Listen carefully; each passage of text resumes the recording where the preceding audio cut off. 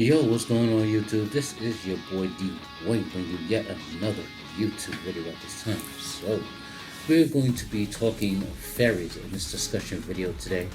Now, if you guys saw my recent replay video, I've been spending quite a bit of time with the Rikka deck. I've been loving what it does. It's a pretty fun deck that does a lot of interesting stuff. There's a lot of moving parts going on, and overall just a fun deck to play with.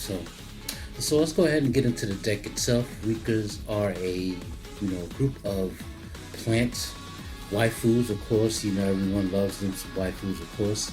And their primary gimmick is tributing their monsters or tributing your opponent's monsters in order to activate in order to activate specific effects. So so it's of course not by any stretch, it's not a competitive deck or anything, but it's definitely something fun and roguish to play around with to troll your opponent with by tributing their monsters through various effects. So let's go ahead and get into the cards. So first is Heli 4, the Rikka Fairy. So this one is special.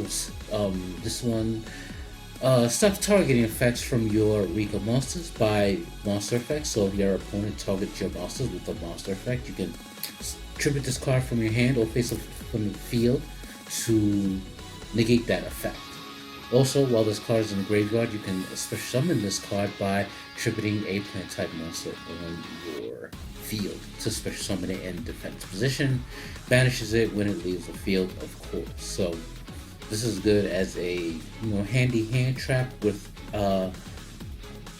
making itself a body on board while it's in the graveyard to tribute stuff. Alright, so next is a Snowdrop, the Rikka Fairy. Now this one tributes a plant to special summon itself and another plant type monster from your hand. And it also has the ability to modulate levels depending on the level of the plant it's targeting. So it can target itself to make everything on the field like lakes or whatever you happen, other plants you happen to be summoning at the time. You can target it and everything becomes that level. So this card is a pretty important playmaker to the deck. This is where your XZ plays come into play, as this deck is an XZ focused deck, of course. Alright, so next we have Eureka, the Eureka Fairy. Now this one is essentially an honest, as it can tribute itself from the hand or face it from the field when your plants are in battle to increase the plant by 1000 attack. And while it's in the graveyard, if a plant is tributed while this card is in the graveyard, you can special summon this card in defense position. Essentially another body on board, of course, while being a 2400 attacker. And it's level 6, so it helps in your ranks. 6 plays while being an honest, so it serves multiple different functions there. Now we have Mudan, the Rikka Fairy. Now this one tributes a plant to special summon itself, and when it's normal or special summoned, you can add a Rikka spell or trap from your deck to your hand. So this card is very important as it's one of your searchers, for your spells and traps in order to get your Rikka shenanigans going on with your spells and traps. Also, while being another level 6 combos with Eureka the Fairy for your rank 6 options. Alright, so next we have Cycleman, the Rikka Fairy. Now this one tributes itself from the hand or face up on the field to target 2 plant monsters you control, reduce their levels by 2 until the end phase. And then during the end phase, if this card in your graveyard was tributed, it can special summon itself during the end phase, so essentially puts another body on board while modulating your levels for, exit plays. So next we have Primula, the Rikka Fairy. Now this one is if a monster is tributed during the damage step, you can special summon this card from your hand in defense, putting a body on board, of course. You can target up to 2 plant monsters you control, increase their levels by 2 until the end of this turn. You can only use each effect multiple turn. So yes, so this is essentially another body on board, of course. Another way to modulate levels, of course, while putting itself on the field when something is tributed. So it's always important to get monsters on field to set up for your plays. Now, one of the newest supports from the Power of the Elements pack. This is a Rikka Snow Princess. Now, this one can special summon itself during the main phase. It's a level 4 option, and it acts as negation while on the hand and in the graveyard. So you can send this card from your hand, shuffle this card into the deck, and tribute a plant to negate a monster effect. So, also, no, it's just, just being that body and being that negation makes this card a really, really solid option to, get your plays going off, or on the defense when your opponent is making their plays, you can use this to stop their monster effects. So, really solid card. And of course, we have the staple, of course, no plant deck would be complete without a Lone Fire Blossom. 2 ashes, of course. Rikka Petal. This one is a level 1 monster that during your main phase you can take a Rikka, either send it to the graveyard or add it to your hand. And during the end phase, during your opponent's end phase, you can special summon this card if you control no monsters, or all monsters you control are plant type monsters. So this card is really solid. This is definitely one of your main playmakers. You have to protect this card at all costs, as it's susceptible to Ash, Veiler, and Impermanence. So, Vec Veiler, staple. Veiler Dust, of course, for the back row, as Skill Drain is such a detriment to this deck. Getting hit with a Skill Drain cuts off all your monster's effects, and you can't do these shenanigans the way you want to. So next we have for the spells and traps now, Rikka Glamour. Now this one acts as a searcher for your monsters, of course, and if you tribute a monster to activate this effect, you can do a double search of your Rikka monsters instead. So you search one, and then you search one of the same level as the monster you search for. So you can effectively get 2 monsters of the same level to your hand if you tributed a monster to activate this effect. So monster, of course, Monster Reborn, 2 Twin Twisters, of course, back row. Rikka Flurries, really solid card. Now this is where the fun begins, where, when you start doing your tributing and stuff, it essentially forces your opponent to tribute one of their monsters. It gives them a choice. Unfortunately, you don't have the choice, and what monsters are tributed. The opponent has the choice, but that's fine. Being able to force them to tribute monsters is fine anyway. Most monsters can be, it hits monsters that are unaffected because it's forcing them to do something. It's not affecting the monsters directly, so it's essentially like a Monarch Stormforth and stuff like that. So that's essentially why you want to max out on this continuous spell that can, you could do this on your opponent's turn and on your turn depending on what the situation calls for. Now this, the Rikka of Rival, the field spell. This one allows you to set your Rikka spells and traps when you control a Rikka monster, which is very important. You can set your flurries, your sheep when I get into it, and your tranquility, which will be all your cards you'll be able to summon. You can also set your Rikka Glamour to be able to activate as well.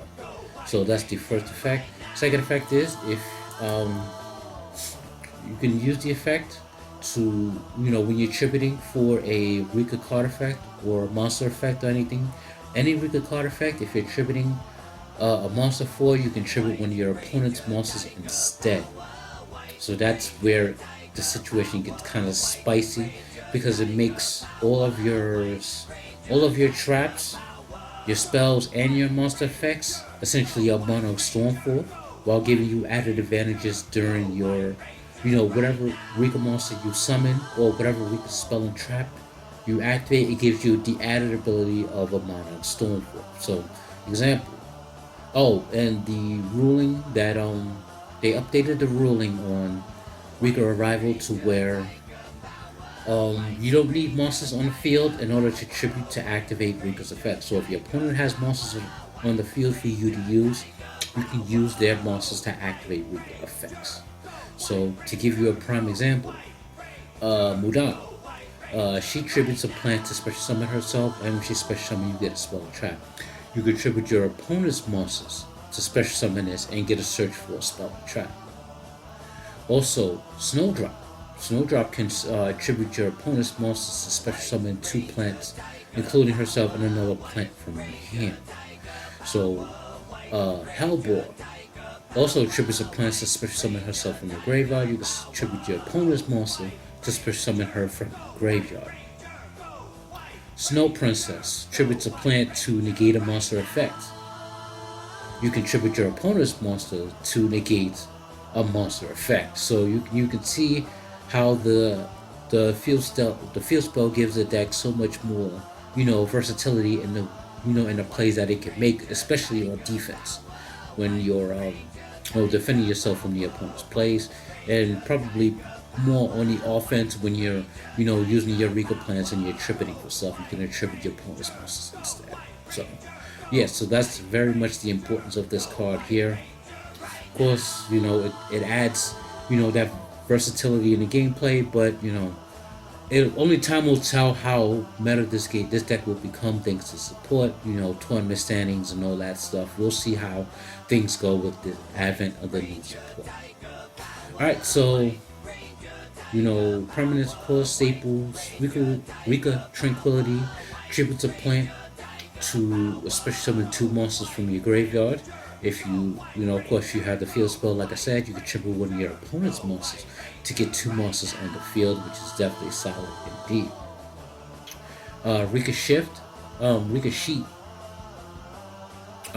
tributes a plant to stop. Well, it can activate. It stops your opponent from using continuous effects, but it doesn't stop trigger effects, of course. But of course, you can, when you're tributing a monster, you can take control of a monster. And of course, with the field spell on the field, you can tribute your opponent's monsters to take control of another monster. So it effectively works as a pretty decent disruption to, take two monsters out of play during your opponent's turn, to stop them from doing whatever plays they were trying to do. Alright, so two soundtracks, of course, staples, extra deck. Sacred Beast Hyperion. Now this requires two level 9s. Of course, you won't be summoning it through its method. You'll be summoning it through a Centuries effect. But when I get to it, I'll explain it. But what this card does is when you activate an effect, it can attach a material of that same type to itself as material, and you can negate an effect of a specific type by detaching the same type from this card in order to negate that effect. So it could be monster, spell, trap, of course, depending on what you have attached to him at the time of his activation. So it's a pretty solid card, mostly for stopping monster effects, of course. Next we have Teardrop, the Eureka Queen. This one is essentially the boss monster of the deck, being two level 8s and detaching one material to target a monster on the field and tribute it. Of course, quick effect while being attached by plants, which means you can tribute your opponent's monsters during your turn by detaching the material. And when a monster is tributed, this card will gain 200 attack. So you can get multiple tributing going on in a single turn depending on the situation. So it could become 3,000, even 4,000, while Erika, the Rikka Fairy, you can use that to boost its attack when it's attacking and stuff like that. So this card is particularly solid, very expensive card, but it's definitely a warranty card for it being a quick effect to tribute your opponent's monsters. Alright, so next we have Alcé, the Sylvan High Protector. Now this one excavates by detaching a material, and the card is sent to the graveyard. You can target a card your opponent controls and either put it on the top or the bottom of the deck. So this also requires two level 8s, and it's a plant type monster, of course. Araya, the Sylvan High Arbiter. So this card is, Alright, so let's just read it out because it's been a while since I actually looked at this card. So once per turn, you can send one plant type monster from your hand or face up on your side of the field to the graveyard. Look at the number of cards on the top of your deck equal to the number of that sent monster, the level had on the field, hand or the field, and place them on the top of the deck in any order, so excavating with order. Once per turn, you can detach one material from this card Choose a number from 1 to 3, then excavate that many cards from the top of the deck, and any excavated plants to the graveyard, and if you do, return that many cards on the field in the hand to the hand, minimum 1. So of course, this being a plant type deck, when you're, excavating, you're sending, you can send whatever it is you send, you can excavate that number, and you can pick a plant among them from 1 to 3. You can shuffle that many cards back into the hand, which is really solid. Clearing boards to open up for OTK plays. So next we have Kazashi, the Rikka Queen. This one requires 2 level 6 monsters. Is tributed during the damage step, except during the damage step. You can detach 1 material from this card and target 1 monster in your graveyard, special summon it, but negate its effects. Also, it becomes a plant. You can tribute 1 plant monster from your hand or field instead. Essentially is protection while putting a body on board, and also, as always, it tributes to do stuff. So, of course, with the field spell, you can tribute 1 of your opponent's monsters to do stuff. So, it's definitely a solid level 6 option. Protection while putting monsters on the field is really good. So, this card requires 3 level 6 monsters, which can happen with Snowdrop's effect, and having more than 2, of course, requires 3, so you can have, Snowdrop user effect to make multiple monsters level. If you have Snowdrop in a level 6, you can make everything level 6, and then you can exit into this card. So once returned, attach 2 materials from this card, return all other cards to the field. On the field to the hand, your opponent cannot activate anything in response to this. So it's like a super giant Trunade, and your opponent can't respond to it. So it's a pretty solid option to use. So next we have a Strainade, the Eureka Queen. This one detaches 1 material. It's 2 level 4s and attaches 1 material from this card to target a plant monster or a Rikka card in your graveyard added to your hand, which is really solid. You can add essentially all the entire Rikka strategy back to your hand. So, and if this card with material is tributed, you can special summon with level 5 or higher plant exceed monster from your extra deck or graveyard, then attach this card to it as material. So this is what I meant about summoning, Hyperion, during summoning Hyperion and being able to detach it, attach it as material. So yeah, that's exactly what I meant by that. So this card is really solid. There are obviously a variety of ways of tributing this card to get the effect off. And let me see. Special summon. You can attach more card, add it to your hand if it's an if effect, of course, so it doesn't miss any time. So definitely a solid card here. So of course, a Roman Seraphim Jasmine, your plant links, life points are higher. This card and everything it points to cannot be destroyed in battle. You can target a plant this card points to add a plant monster from your deck to your hands. This card definitely has some utility, being able to set up your plays and stuff. Alright, so that is the deck and some random tech choices here that I've kind of thought up. So since this deck tributes a lot, Trial and Tribulation is definitely a good choice, as you gain specific effects with cards, with 3 different effects depending on how many monsters you tributed on the turn. So 1 monster you tributed, you draw 1. 2, you add 2 monsters from your graveyard to your hand. And 3, you can destroy up to 3 face-up cards on the field. So I'm assuming all 3 of these effects stack on each other. So if you did a hell of a lot of tributing during, your turn that you activated this card, you're getting some pretty good effects to go off. And also, Advanced Zone, in the same vein of Trials and Tribulations, gains effects based on how many monsters you tribute summon. You tribute for a tribute summon. So it's not as good in a way as a Trial and Tribulation, but this is a continuous effect, which I guess sort of balances out. So if you tributed 1 monster,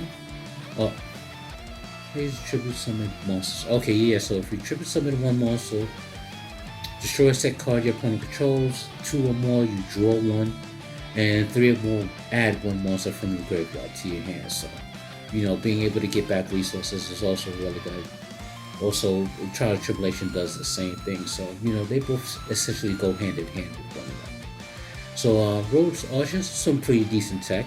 You know, when you control plants, you can send this card from your hand when your opponent activates a trap to negate their activation and destroy that card. So, you know, any pesky traps that, you know, your opponent happen to activate while you're trying to make your Rikka plays, as long as you have a plant on the field, you can negate those traps and destroy.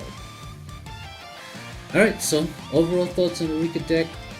You know, it's definitely a solid deck. I personally like it. You know, I've been spending a lot of time play testing and stuff like that. Been, you know, having some moderate success with it. You know, it loses to, you know, things that can, you know, get around the disruption. So, like, if you have the Eureka Queen on the field and you're able to tribute one of their monsters, you know, if you don't have any backup disruptions, the opponent oftentimes are not have follow-up plays to be able to get around your disruption. So otherwise, the deck is pretty solid. It's fun in what it does, and yeah, something I definitely enjoy. So that's it for the video, guys. Hope you guys enjoyed. Let me know what you guys think of Rikkas in the comments, of course, and I will leave that at that. So I'll be bringing you guys more videos in the meantime. But until then, peace. YouTube.